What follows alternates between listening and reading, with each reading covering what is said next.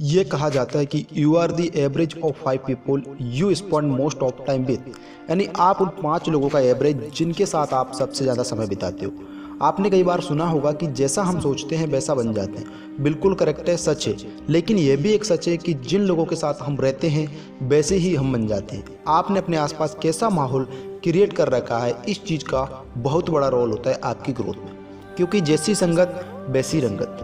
एक छोटी सी कहानी आज मैं आपको सुनाना चाहूँगा। एक जंगल में एक बहुत बड़ा पेड़ था। पेड़ पर एक बाज ने घोंसला बना रखा था और उसी पेड़ के ठीक नीचे एक मुर्गी ने अंडे दे रखे थे। एक दिन उस बाज का अंडा नीचे गिरा और गिरकर उस मुर्गी के अंडों में जाकर मिल गया। कुछ ही दिनों बाद समय आने पर वह अंडा फूटा और उस अंडे से बाज के बच्चे ने जन्म लिया।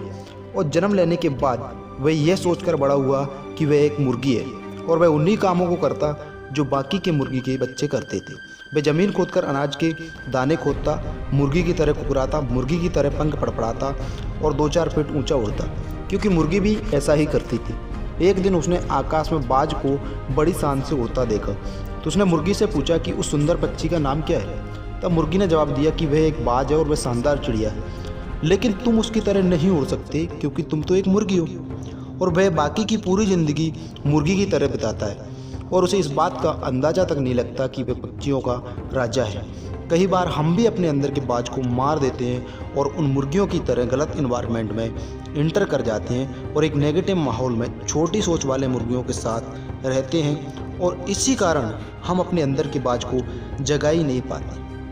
उन लोगों से अपने आप को घेर लो जो तुमसे ज़्यादा स्मार्ट है, तुमसे भी बड़ा सोचते हैं, क्योंकि आपके बाज होने का जब तक कोई फ़ायदा नहीं है जब तक आप मुर्गियों के बीच में रहते हैं। यूट्यूब पर एक वेब सीरीज है कोटा फैक्ट्री के नाम से, उसका एक डायलॉग बड़ा फेमस है, if you are smart in your class you are in a wrong class.